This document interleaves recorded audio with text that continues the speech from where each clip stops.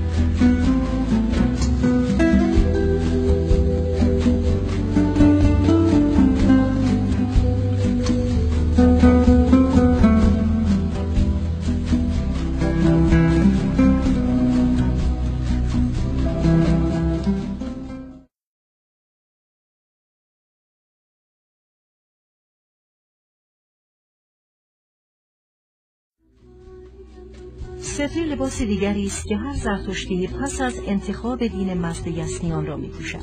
پیراهنی ساده که با کمربند سفید کشتی به تن آراسته می‌شود. امروزه کشتی بستن و ستره پوشیدن جزء آیین زرتشتیان است و هر مادر و پدری بر طبق سنت برای فرزند خود جشنی می‌گیرد و او را ستره پوش می‌کند. کشتی کمربند سفید صلح و آرامش است و ستره پیراهن بسته کشتیان. امروزه در میان زرتشتیان رسم بر این است که موبد برای فرزند اوستای کشتی می‌خواند و فرزند با او همپیمان می‌شود. موبد به او راه و رسم دینداری و نیایش را می‌آموزد و پس از آن تندرستی تن و روان را برای فرزند و خانواده او از اهورامزدا خواستار می‌شود و با سرودن اوستای پیمان دین او را با دیگر بسته کشتیان همپیمان می‌کند. ستره و کشتی نشان ظاهری زرتشتیان است.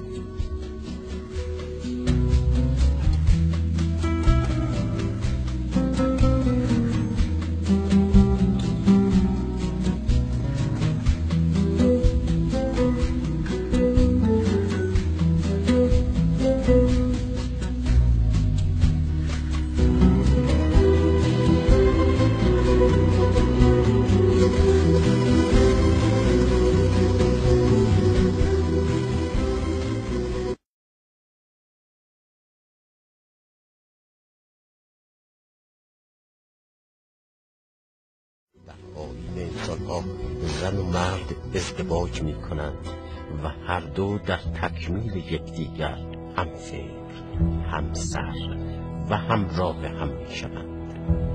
ازدواج امر پاک و پسندیده است که سفارش همه پیامبران است.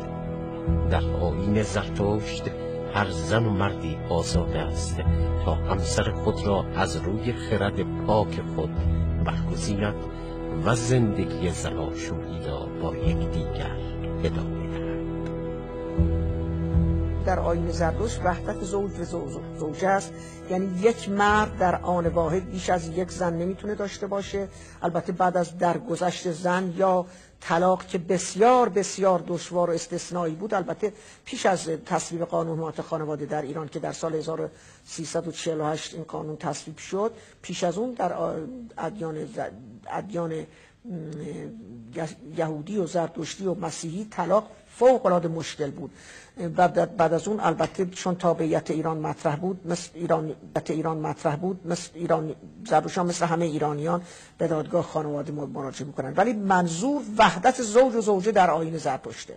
میترا خانم، از شما میپرسم که کیوان پور زرین و فریدون پولادیان را به داد آیین دین و امازدیستی به همتنی و همروانی و همسری خود میپذیرید؟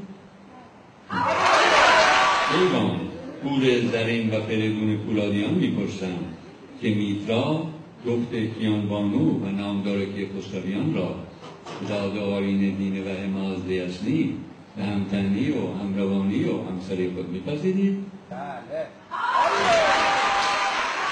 امروزه در میان زرتشتیان رسم بر این است که موبد در حضور اقوام، پدر و مادر برای عروس و داماد گواه میگیرد و پاکی و راستی این پیوند را به دختر و پسر آفرین میگوید و با بیان پند و اندرس‌های زندگی و سرودن اوستای تندرستی، خوشبختی و سلامتی تن و روان آنان را از اهورامزدا خواستار می‌شد. تندرستی نیکنامی، تندرستی زندگانی، تندرستی مشکل آسانی، تندرستی فراق روزی. زرتشتیان در هنگام مراسم گواهگیری سفره ای را به نام سفره گواه برای تازه عروس و داماد میچینند و در سر آن سفره وسایلی میگذارند که هر کدام در باور زرتشتیان فلسفه‌ای کهن دارد.